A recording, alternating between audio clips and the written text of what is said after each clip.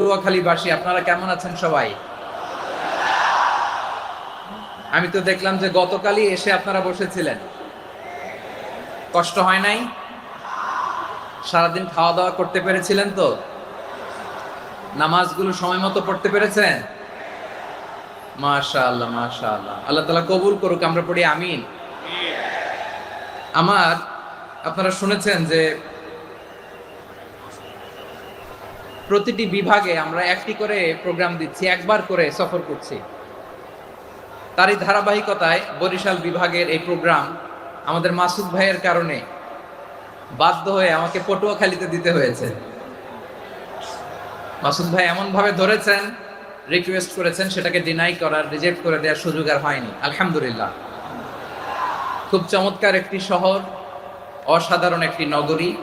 আমি উপর থেকে দেখছিলাম, খুব গোছানো, খুবই গোছানো সুন্দর একটি শহর, আলহামদুলিল্লাহ। আর পাশেই আছে আপনাদের বিশাল সমুদ্র সৈকত, যেখান থেকে সূর্যোদয় সূর্যাস্ত একসাথে দেখা যায়, ঠিক কিনা বলেন? বরিশাল বিভাগের প্রতি আগে থেকেই আমার আলাদা একটা টান, দুটো কারণে।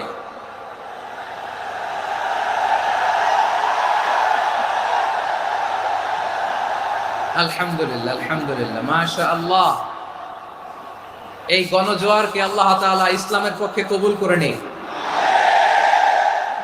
এই প্রাণ ঢালা উচ্ছ্বাস, ভালোবাসা, এটা কোরআনের জন্য, ইসলামের জন্য, ঠিক কিনা বলেন?